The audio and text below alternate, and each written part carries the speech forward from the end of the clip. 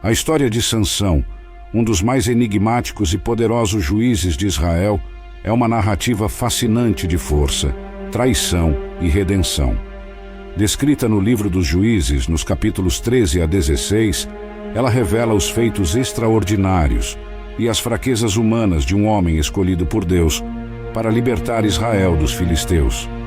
Desde o seu nascimento milagroso até sua morte trágica, a vida de Sansão é marcada por contrastes e reviravoltas dramáticas.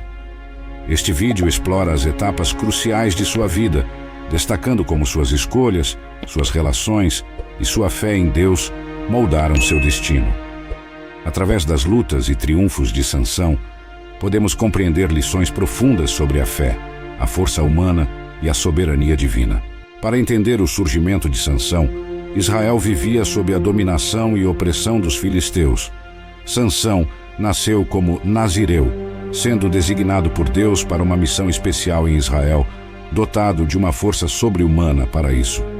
A narrativa de sua vida é encontrada no livro dos Juízes, que relata como os israelitas desagradaram ao Senhor, resultando em sua submissão perante os filisteus por 40 anos. Juízes 13, versículo 1. Nesse período, o texto introduz Manoa, cuja esposa era incapaz de ter filhos. Juízes 13, versículo 2. Um anjo do Senhor anunciou à mulher que ela conceberia um filho, que se tornaria o libertador de Israel. Juízes 13, versículo 3. O anjo também apareceu à mulher, reafirmando que, apesar de sua esterilidade, ela daria à luz um filho. Esse tipo de promessa divina não era inédito na Bíblia, ocorrendo em outras situações como nos nascimentos de Isaque e João Batista. O filho prometido a Manoa e sua esposa seria um salvador para Israel, libertando-os dos filisteus. Esse papel vinha acompanhado de uma condição única: o cumprimento do voto nazireu, conforme descrito em Números capítulo 6, versículo 1 e 5, que incluía a abstenção de vinho, bebidas fermentadas e cortar o cabelo. O anjo aconselhou a mulher a não consumir bebidas alcoólicas ou alimentos impuros durante a gravidez, e o filho deveria ser consagrado a Deus desde o ventre. Após receber essa mensagem, a mulher contou ao marido, Manoa, que pediu a Deus para enviar novamente o mensageiro divino para instruí-lo sobre como criar a criança. Juízes 13, versículo 8 a 13. O anjo reapareceu, e Manoa, inicialmente confundindo-o com um homem comum, ofereceu preparar uma refeição, mas o anjo recusou, sugerindo um holocausto a Deus. Ao oferecer o sacrifício, o anjo realizou um milagre, subindo ao céu na chama do altar, revelando sua verdadeira natureza divina. No local, Manoa e sua esposa caíram desfalecidos, prostrados no chão. Manoa, aterrorizado, exclamou que eles certamente morreriam, pois tinham visto Deus. Ele associou o anjo do Senhor diretamente à divindade. Conforme descrito em Juízes 14, versículo 19 ao 24, Manoa ofereceu um cabrito e uma oferta de cereal sobre uma rocha ao Senhor, e algo maravilhoso aconteceu enquanto ele e sua esposa assistiam. A chama subiu ao céu e o anjo do Senhor ascendeu nela. Vendo isso, caíram com o rosto em terra, e ao perceberem que o anjo não apareceria mais, Manoa reconheceu que era um mensageiro divino. Preocupado, Manoa disse à esposa que morreriam por terem visto Deus, mas ela o tranquilizou, argumentando que se o Senhor quisesse matá-los, não teria aceitado a oferta nem revelado tais coisas. A mulher então deu à luz um filho, nomeando-o Sansão. À medida que crescia, o Senhor o abençoava, e o Espírito do Senhor começou a agir nele em Mena, entre Zora e Eshtal. A esposa de Manoa chamou seu filho de Sansão, e Deus o abençoou. O Espírito do Senhor começou a movê-lo, preparando-o para sua missão divina. Sansão, no entanto, tomou decisões questionáveis para alguém consagrado a Deus desde o nascimento, demonstrando que Deus pode usar uma pessoa apesar de suas falhas. Em um episódio, Sansão desceu a Timna e se apaixonou por uma jovem filisteia. Seus pais tentaram dissuadi-lo de casar com alguém fora do povo de Deus, mas eles não sabiam que isso fazia parte do plano divino para provocar um confronto com os filisteus. Juízes 14, versículo 1 ao 4. Durante a viagem, um jovem leão atacou Sansão, mas ele o matou com as próprias mãos, uma prova de sua escolha e poder divinos. Juízes 14, versículos 5 ao 7. Sansão propôs um enigma para os filisteus durante uma festa, possivelmente sua festa de noivado, oferecendo 30 trocas de roupa como prêmio pela resposta correta. O enigma era: do comedor saiu comida, e do forte doçura. Juízes 14, versículo 10 ao 14. Quando os filisteus ameaçaram a noiva de Sansão para obter a resposta, ela, aterrorizada, persuadiu Sansão a revelá-la. Sabendo como eles descobriram a resposta, Sansão, sob a influência do Espírito do Senhor, matou 30 filisteus em outra cidade para cumprir sua promessa. Posteriormente, Sansão tentou visitar sua esposa, mas seu pai não permitiu, tendo-a dado a outro homem. Em resposta, Sansão provocou mais destruição para os filisteus, capturando 300 raposas, amarrando suas caudas com cordas e tochas e soltando-as em seus campos. Juízes 15, versículo 1 ao 5. Os filisteus, em retaliação, mataram a esposa e o pai de Sansão. Sansão jurou vingança e atacou-os brutalmente, matando muitos. Depois, refugiou-se em uma caverna na rocha de Etã. Os filisteus, buscando Sansão, cercaram uma aldeia em Judá. Para apaziguá-los, 3.000 homens de Judá foram capturar Sansão, prometendo não matá-lo, mas apenas entregá-lo para os filisteus. Amarrado e entregue, o Espírito do Senhor desceu sobre Sansão, que ganhou força e matou 1.000 homens com a mandíbula de um burro. Depois desse ato, Sansão, com sede, clamou ao Senhor, que providenciou água milagrosamente, restaurando suas forças. Ele liderou Israel por 20 anos durante o domínio dos filisteus. A passagem destaca a diferença entre a forma como o Espírito de Deus agia no Antigo Testamento, descendo sobre as pessoas em momentos específicos, e no Novo Testamento, habitando continuamente nos crentes. A história de Sansão é um lembrete da presença constante do Espírito Santo na vida dos crentes, conforme descrito em Efésios 1, versículo 13 a 14, e Romanos 8, versículo 9, e a importância de viver sob essa influência, como em Gálatas 5, versículo 16, e Efésios 5, versículo 18. A narrativa de Sansão prossegue com ele visitando Gaza e se deitando com uma prostituta, refletindo a idolatria de Israel naquela época, conforme mencionado em Juízes 2, versículo 17. Os filisteus tentaram capturá-lo em Gaza, mas Sansão arrancou e carregou as portas da cidade até o topo de uma montanha, demonstrando novamente sua força sobrenatural, apesar de estar agindo fora da vontade de Deus.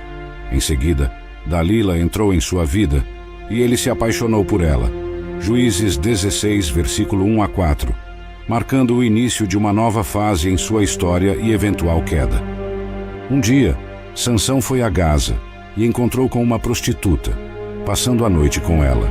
O povo de Gaza, sabendo da presença de Sansão, cercou o local e ficou de vigília durante toda a noite no portão da cidade, planejando matá-lo ao amanhecer. No entanto, Sansão acordou à meia-noite, arrancou as portas do portão da cidade com seus postes e a barra, levantou-as nos ombros e as carregou até o topo de uma colina que fica em frente a Hebrom.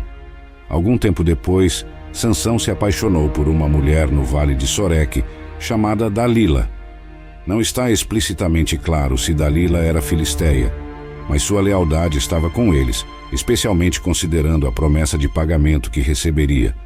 Os líderes filisteus pediram que Dalila descobrisse o segredo da grande força de Sansão, para que pudessem dominá-lo, amarrá-lo e torná-lo indefeso.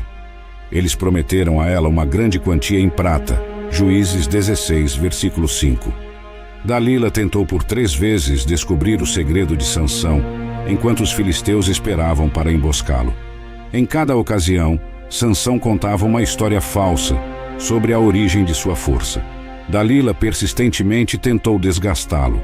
Ela empregou táticas semelhantes às usadas pela ex-noiva de Sansão, quando esta o traiu para os filisteus. Dalila questionou como Sansão podia dizer que a amava se não confiava nela. Juízes 16, versículos 6 a 14. Nas tentativas de Dalila, Sansão inicialmente disse que se fosse amarrado com 7 cordas de arco novas, que não estivessem secas, ele se tornaria fraco. Os líderes filisteus forneceram tais cordas a Dalila, que o amarrou com elas. Com homens escondidos no quarto, ela alertou Sansão de que os filisteus estavam sobre ele. Mas ele facilmente rompeu as cordas, mantendo seu segredo de força ainda não revelado. Dalila, persistente em descobrir o segredo da força de Sansão, acusou-o de zombar dela e de mentir.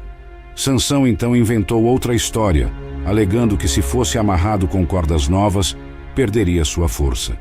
Dalila tentou novamente, amarrando-o com cordas novas, mas Sansão as rompeu facilmente. Ela insistiu para que ele revelasse o verdadeiro segredo de sua força. Sansão então disse a ela que se as 7 tranças de seu cabelo fossem tecidas em um tear e apertadas com um pino, ele se tornaria fraco. Dalila fez exatamente isso enquanto ele dormia, mas Sansão, ao acordar, retirou facilmente o tear e o tecido.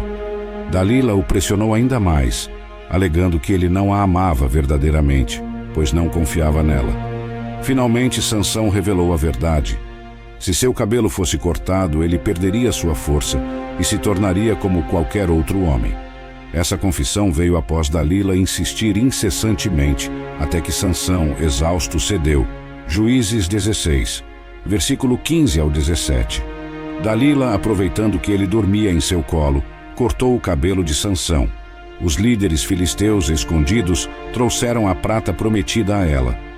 Quando Sansão acordou, acreditou que poderia se libertar como antes, mas não sabia que o Senhor o havia abandonado. Ele pagou caro por colocar seu relacionamento com Dalila acima de sua devoção a Deus.